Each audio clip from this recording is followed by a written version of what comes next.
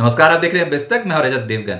आज हफ्ते के पहले कारोबारी सत्र में बाजार फिर से दो तरफा चाल दिखा गया। शुरुआती सत्र में तेजी बनाकर सपने दिखाए, लेकिन ऊपरी स्तरों पर ले जाकर चपत लगा दी।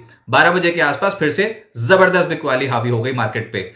हुआ यह कि अंतरराष्ट्रीय संकेत ढीले थे अमेरिकन मार्केट से। नैस्डैक टूटा था क्योंकि टेक्नोलॉजी शेयर्स में वहां पर गिरावट देखने को मिली थी। आज गिफ्ट निफ्टी बता रहा था कि सपाट खुलेंगे। हमारी ओपनिंग हुई 23,796 की लेवल की। उसके बाद दौड़ना शुरू किया। 23,915 लग गया मजाक मजाक में। 23,900 के ऊपर टिकते नहीं है आजकल। वहां पर फिर से कोई बेचने के लिए बैठा था। और 12 बजे के बाद वन वे ट्रैक पे निफ्टी भी टूटा, बैंक निफ्टी भी टूटा। निफ्टी का लो लगा है 23,599, क्लोजिंग आई है 23,644 के लेवल की। 168 पॉइंट्स की गिरावट के साथ क्लोज टू क्लोज निफ्टी बंद हुआ। लेकिन ऊपरी स्तरों पर ले जाकर जो पटका है ना, वो आज चिंताजनक। निफ्टी बैंक 50,952 के लेवल पे हुआ है बंद, 358 अंकों की गिरावट के साथ। लेकिन मामला यही था कि तेज शुरुआत के बाद ऊपरी स्तरों पर ले जाकर पटक दिया। सेंसेक्स 450 अंकों की गिरावट के साथ 78,248 के लेवल पे हुआ है बंद।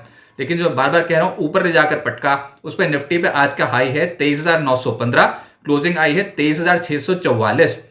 270 पॉइंट्स हायर लेवल से टूट कर बंद हुए हैं। 1% से ज्यादा बैठता है ये। और निफ्टी बैंक 51,979 का आज के दिन का हाई है और क्लोजिंग आई है 50,952, यानी कि 1,027 पॉइंट्स की गिरावट देखने को मिली ऊपरी स्तरों से। 2% की करेक्शन थी आज के सत्र में। ऐसी भयंकर बिकवाली आज बैंकिंग पे लग गई।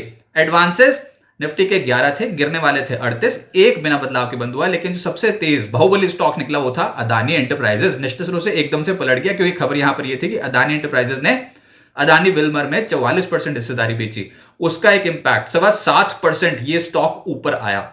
इसके अलावा टेक महिंद्रा, एचसीएल टेक, इंडसइंड बैंक, श्रीराम फाइनेंस, इन स्टॉक्स में आज के सत्र में एक्शन तेजी की साइड पे था। लेकिन लूजर्स में हिंडाल्को, आज मेटल स्टॉक्स की बैंड बजी पड़ी थी।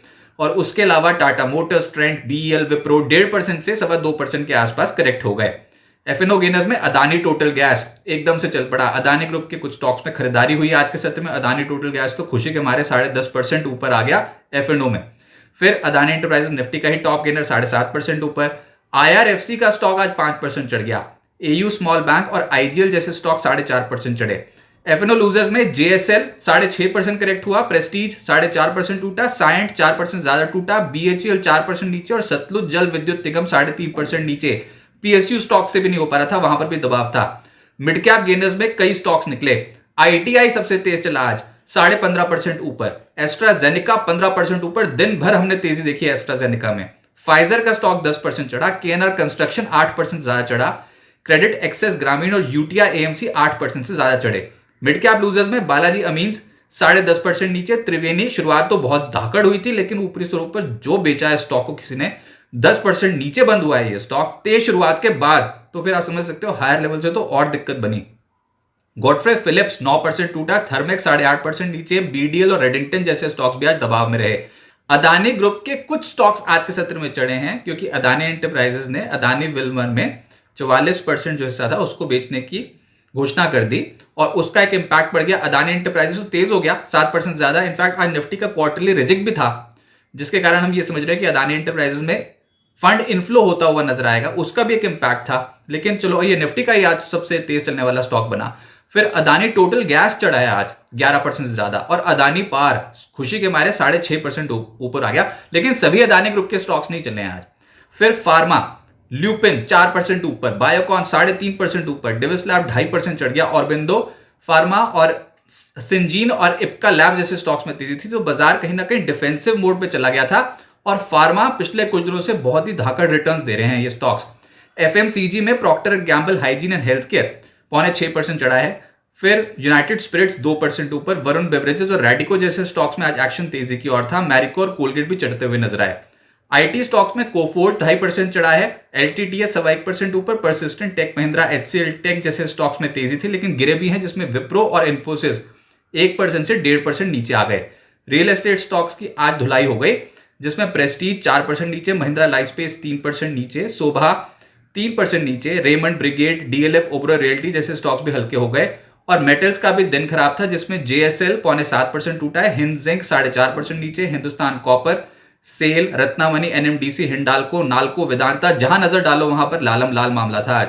फाइनेंशियल्स में धुलाई हुई आज। पीएफसी की 2.25% नीचे आ गया। आईसीआईसी प्रू, आईसीआईसी बैंक कोटक बैंक, यहां पर दबाव देखने को मिल रहा था। आईसीआईसीआई बैंक और कोटक बैंक 1% टूटे हैं। REC limited, LIC housing finance, इनमें भी दबाव था। एचडीएफसी बैंक और एसबीआई जैसे स्टॉक्स 0.7% के आसपास गिरकर बंद हुए हैं। सरकारी बैंक्स की हालत थी टाइट, जिसमें Indian bank, bank of Maharashtra, bank of India, bank of Baroda, IOB, PSB, कहीं खरीदारी नहीं थी। सब में लालम लाल स्क्रीन दिखाई दे रही थी। 1.5% से 0.3% नीचे आ गए। सरकारी खेमा ही डिसअपॉइंट कर रहा था, जिसमें स्टील अथॉरिटी 3% नीचे, बीएचईएल 3% नीचे, एचएएल 3% नीचे, एनएमडीसी, बीईएल, पीएफसी, गेल ऑयल, इन सब स्टॉक्स पे दबाव देखने को मिला। और अक्सर प्री बजट बाइंग होती है, लेकिन अभी तक pre budget buying PSU stocks पे नहीं दिखी है। देखते हैं अब आने वाले समय के लिए नए साल में प्री बजट बाइंग होती है कि नहीं। आज तो निराश किया सरकारी खेमे ने। आज बाजार के नए मेहमान, उसमें एक लिस्टिंग बहुत जबरदस्त होती हुई नजर आई। सेनोरेस फार्मा की लिस्टिंग धाकड़ थी। 391 रुपए का इश्यू प्राइस था, उसके मुकाबले 600 रुपए पे खुल गया 53.4% प्रीमियम के साथ। 562 रुपए की क्लोजिंग आई है। अपने डेब्यू पे 43.7% रिटर्न दिया है स्टॉक ने। फिर वेंटिव हॉस्पिटैलिटी, ठीक लिस्टिंग थी, 643 रुपीज का इश्यू प्राइस था, उसके मुकाबले 716 रुपए पे लिस्ट हो गया 11.25% प्रीमियम के साथ, और 705 रुपए 60 पैसे की क्लोजिंग आई है। 0.10% का रिटर्न जनरेट करता हुआ नजर आया। खराब लिस्टिंग थी करारो इंडिया की, जिसमें 704 रुपए का इश्यू प्राइस था, 651 रुपीज पे लिस्ट हुआ, 7.5% पहले ही डिस्काउंट पे लिस्ट हो गया, और 637.5 की क्लोजिंग आई है 9.5% गिरकर। तो खराब लिस्टिंग करारो इंडिया की, लेकिन बहुत बढ़िया लिस्टिंग थी आज सेनोरेस फार्मा की। अब आगे क्या होगा देखिए, कल साल 2024 का आखिरी कारोबारी सत्र है और बाजार में ठहराव है। एक दायरे में फंस गया मार्केट, और बहुत बुरी तरीके से दायरे में फंस गए हैं इस बार तो। शेयर बाजार में कॉन्ट्रा ट्रेडिंग हो रही है। ऊपर जाते हैं तो एकदम से बिकवाली आती है, फिर नीचे सपोर्ट जोन्स के आसपास खरीदारी भी आती है। एफआईएस तो रूठे हुए हैं, एफआईएस तो खरीद रहे नहीं। ऐसा लग रहा है कि न्यू ईयर हॉलिडे पे चले गए हैं, और जब वो आएंगे तो देखा जाएगा। फिलहाल तो बिल्कुल वो खरीदने की मूड में है नहीं। 5 सत्रों की सबसे खराब क्लोजिंग आज के सत्र में हमने निफ्टी पे देख ली, और फिलहाल बाजार कोई बड़ी चाल पकड़ने को तैयार भी नहीं है। कम लिक्विडिटी है, अचानक से अफलातून चाल बनती है कुछ स्टॉक्स में। और आज अदानी पे खबर आई थी तो अदानी एंटरप्राइजेस एकदम से चढ़ गया। कुछ मिड कैप स्टॉक्स एकदम से चढ़ते हुए नजर आए, लेकिन कई स्टॉक्स ना हायर लेवल पे सरेंडर भी कर रहे हैं। तो ये बहुत कॉम्प्लेक्स मार्केट है। यहां पर मर्जी के हिसाब से अपने आप स्टॉक्स चल रहे हैं, उनको जस्टिफाई करना बहुत ज्यादा मुश्किल पड़ रहा है, और ट्रेड आइडेंटिफाई करना भी बहुत ज्यादा मुश्किल पड़ रहा है। हाँ, ये समझ में आता है कि सपोर्ट जोन्स के आसपास टुकड़ों में खरीदा जा सकता है ऐसे मार्केट में। निफ्टी पे 23,600 और 23,550 के जोन पे सपोर्ट मिल सकता है। अभी तक ये लेवल्स टूटे नहीं है क्लोजिंग बेसिस पे, तो ये ठीक है। ये सपोर्ट जोन के आसपास ये एक्ट कर सकते हैं, लेकिन हायर साइड पे मामला फंसेगा। 23,750, 23,800 के जोन पे जाएंगे तो वहां पर बिकवाली हो जाएगी, और 23,900 तो ऐसी लक्ष्मण रेखा है जिसको पार करना बहुत ज्यादा मुसीबत पड़ रही है। वहां पर जाते तो बहुत बुरी तरीके से पिटाई आती है। तो चुनिंदा मिड कैप शेयर्स पे फोकस रहेगा। 1 जनवरी को दिसंबर महीने के ऑटो बिक्री आंकड़े भी आ जाएंगे, उन पर फोकस रहेगा। बड़ा ट्रिगर मार्केट के लिए Q3 रिजल्ट सीजन ही है, उससे पहले शांत है बाजार। तो एक तरीके से स्पाइडर वेब क्रिएट हो रहा है, और इस मक्कड़ जाल में बहुत ही काउंटर स्पेसिफिक मूवमेंट्स देखने को मिल रही है। लेकिन ऐसा लग रहा है कि ये लास्ट फेज हो सकता है। अगर बाजार पे कोई करेक्शन आए इस बार, तो वो एक अपॉर्चुनिटी हो सकती है इंडियन मार्केट्स में दोबारा से पोजीशंस धीरे धीरे करके ऐड करने की। बड़ी बेट तो रिजल्ट सीजन पे ही लगेगी, लेकिन बाजार एक अपॉर्चुनिटी ऐसी उम्मीद है कि देगा जरूर। हाँ, ये अंडरलाइंग है कि बाजार 23,500 का लेवल, 23,300 का लेवल एकदम से तोड़ ना दे। डर तो इसका हमेशा रहेगा ही, लेकिन अगर हमने ऊपर 23,900, 24,000 का लेवल तोड़ दिया, उसके ऊपर चले गए, तो बहुत जबरदस्त तेजी बन सकती है। तो अभी इनडिसीजन का ही मूड माहौल है। ये रेंज में ही है अभी हम, आज की गिरावट के बावजूद भी। आज की गिरावट थोड़ी एक्सेप्शन ज्यादा नजर आ रही है, एक रेंज में तो है, लेकिन आप ये मोटा मोटा समझिए कि अगर आपने नीचे 23,300 का जोन तोड़ दिया तो बहुत बड़ी आफत आ जाएगी, और ऊपर अगर आप 24,000 के लेवल के ऊपर, 23,900 के लेवल के ऊपर फट से निकल गए, तो फिर बहुत बड़ी तेजी भी आ सकती है।